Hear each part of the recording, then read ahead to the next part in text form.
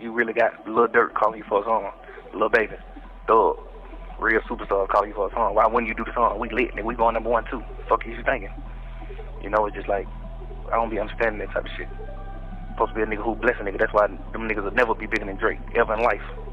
I've got a clip of Young Thug, a leaked jail call, and in it he's stressing. He's practically begging to know why Kendrick Lamar won't take money for a feature. He asks us straight up, does Kendrick have a price? Can we just pay him? And when he's told no, Kendrick doesn't move for money, you can hear Thug's mood flip instantly. So do I. I mean, well, even if you don't get... He don't take no money, do he? No. He wouldn't do that. But think about it. He does so few verses. Like, you know what I mean? Like, he's not just doing verses. Like, right. But that's the only other person that gets a Kendrick versus Keem is Baby Keem, and that's his, like, his cousin or his nephew or something. Right. He getting all the damn verses to this nigga, man. What the hell you doing, crazy? All that fake, I ain't getting no rapper song shit. I don't be liking them type nigga like that. One second he's hopeful, the next he's frustrated, almost offended that Kendrick can't be bought. That's the tone of this whole leak. Thug wants the verse, he wants the Kendrick cosign, and when he realizes he's not gonna get it, the conversation turns sour. Thug makes it clear on this call that he was desperate for momentum on his album. He already had Drake twice, Travis Scott twice, 21 Savage, Lil Baby, Durk, and the biggest names in the game. But the one he couldn't lock down was the one that bothered him most, Kendrick, and the way he talks about it says everything. At first he sounds like he's hoping for a miracle. He wants Kendrick to bless the track, but the second he finds out Kendrick won't do verses for money, it turns into complaints. Suddenly he's saying he doesn't even like how Kendrick moves, calling him too selective, saying he keeps all the shine for himself. It's envy dressed up as criticism. In another clip, the one I'm about to drop after this, Thug gets even more heated. He goes from disappointed to angry. He starts saying Kendrick doesn't help anybody, that he should want to do songs with superstars like him, Durk, and Lil Baby. He even takes shots at Baby Keem, saying the collabs haven't really done anything, and accusing Kendrick of keeping all the blessings to himself. Why? You nigga get too big. I don't want to do no feature. Why? Why you don't want to do no feature? Why wouldn't you want to do a feature for a superstar? Like, you ain't like goddamn Street calling you for a song, you know? Like, right. Kendrick, goddamn, put a nigga on. Y'all niggas, you're a superstar. You don't ran up you a few hundred M, but you ain't put nobody on, though. You see what I'm saying? You ain't even put Keem on. Because the shit you and him doing, this shit ain't really doing that. Right. Put somebody on. It's okay to run you a few hundred M's up, but who you help, though? You ain't really help nobody. It's the saying. You did all that shit for nothing, nigga. You ain't help nobody, nigga. That's where the entitlement shows. Thug feels that because he's a superstar, Kendrick should want to jump on a song. He can't understand why someone at Kendrick's level wouldn't want to join forces and chase a #1. But here's the difference. Thug is thinking about charts and rollouts. Kendrick is thinking about integrity. For Kendrick, it's not about how much money is on the table or how big the names are. He doesn't hand out verses just to boost other people's projects. He doesn't want to be part of messy release games, and he's not interested in being bought into somebody else's beef. Kendrick does features rarely, and usually only for artists he's close to, like Baby Keem. That's what makes him rare, and that's exactly what frustrated Thug. What makes this call stand out is how contradictory it is.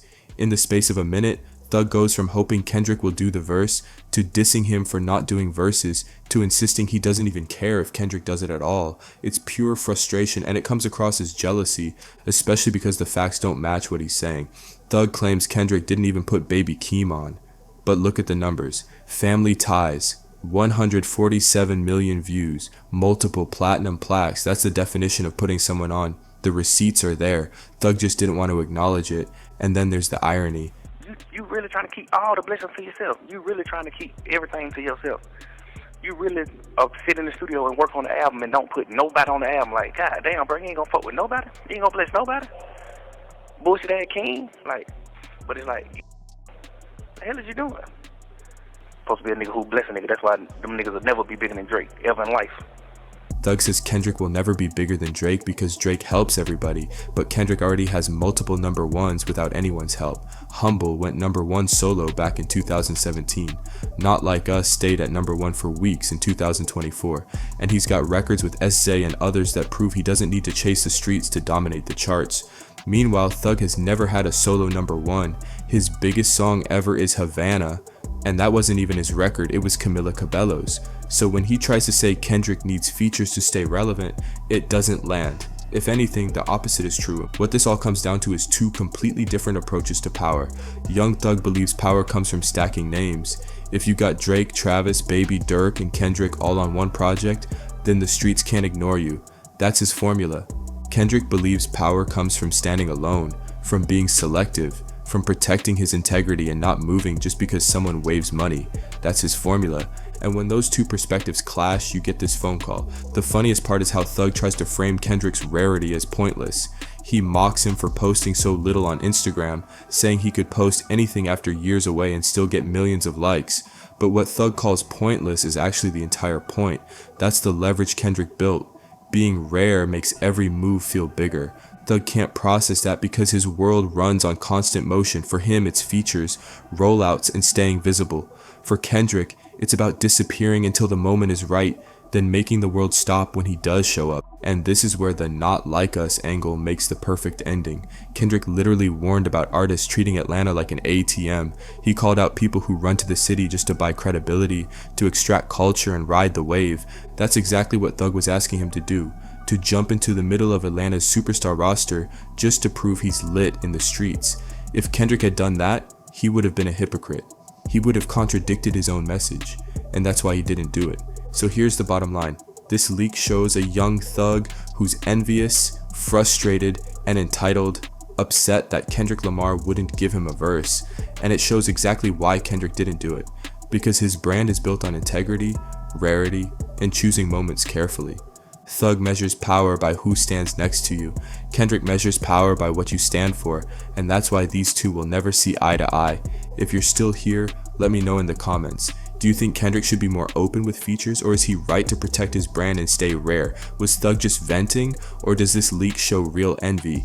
Hit like if you're rocking with this breakdown, subscribe if you're new, and shout out to today's subscriber of the day. You keep this channel moving. What do you want me to cover next? Why? You nigga get too big. I don't want to do no feature. Why? Why you don't want to do no feature? Why when you want to do a feature for a superstar?